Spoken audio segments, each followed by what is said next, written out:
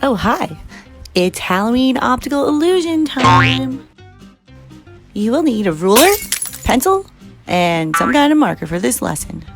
So get your sketchbook and your pencil ready to start planning.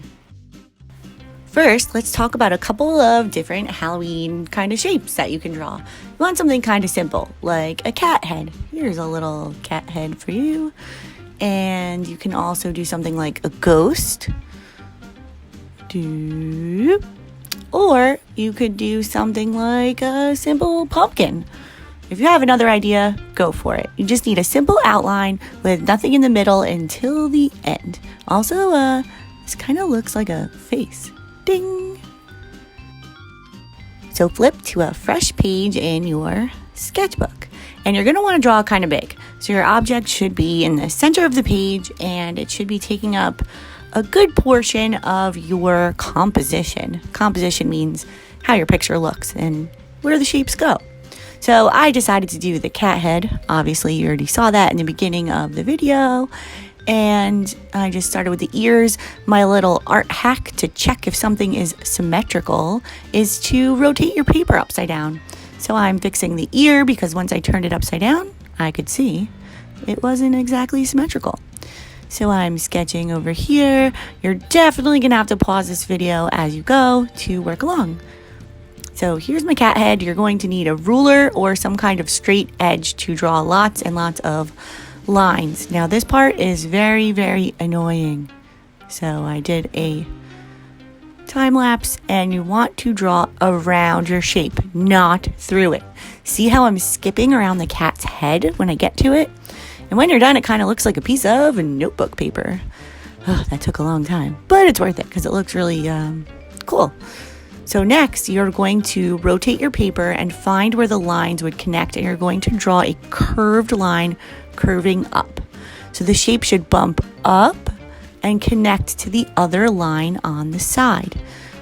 So it looks like the shape is popping out of the page. So just make sure it always connects. If you need to fix something, go ahead. It doesn't have to be perfect. Listen, mine's not perfect, but that's all right. We're all here to practice drawing and have fun. So I'm starting with the ears first. They were pretty tricky. I wasn't sure here with the head if I should draw another line or not. I drew it just to check. That's why I work in pencil first, so I can make changes if I need to. So you're trying to curve and connect. Curve and connect over here.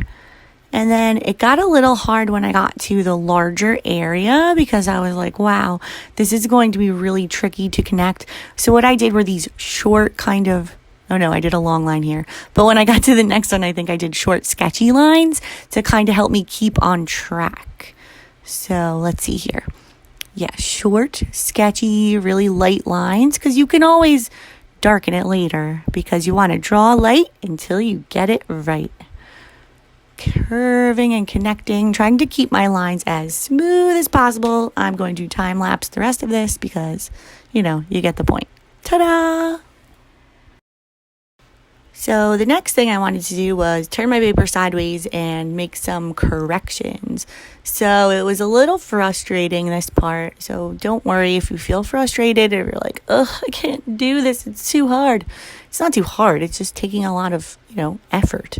So you're going to turn your paper and make your lines, more even, erase things that aren't looking so great, and just take a little time to make some changes if you need to. It's okay. If you did it perfectly the first time, that's pretty impressive because usually artists have to go back and make some corrections before they start adding color or whatever it is they're finishing their piece with.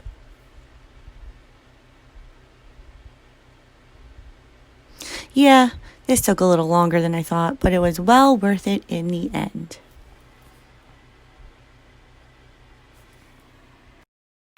Next, I just grabbed this thin marker that I found laying around. It's not like a Sharpie or anything. You could use a Sharpie.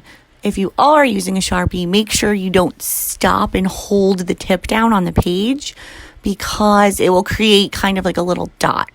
What you want to do is start going over your lines. I decided to do the cat's head first because I wanted to see it pop out. and then you're just going to carefully go over your background. This took a little time, and I did mess up on a couple spots that I couldn't fix because it was in marker. So the spots that I messed up, I just kind of made the line a little thicker, like you can see on the right side of the head. But it looks kind of cute, and it definitely looks like it's popping out of the page. Right there. If you get it at a certain angle, it looks pretty cool.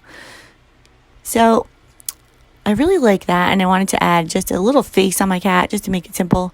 So here we go. I tried to do a little transition here and decided to do the snap instead.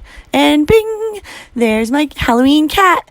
I hope yours turns out great. I can't wait to see your flip grids. Bye!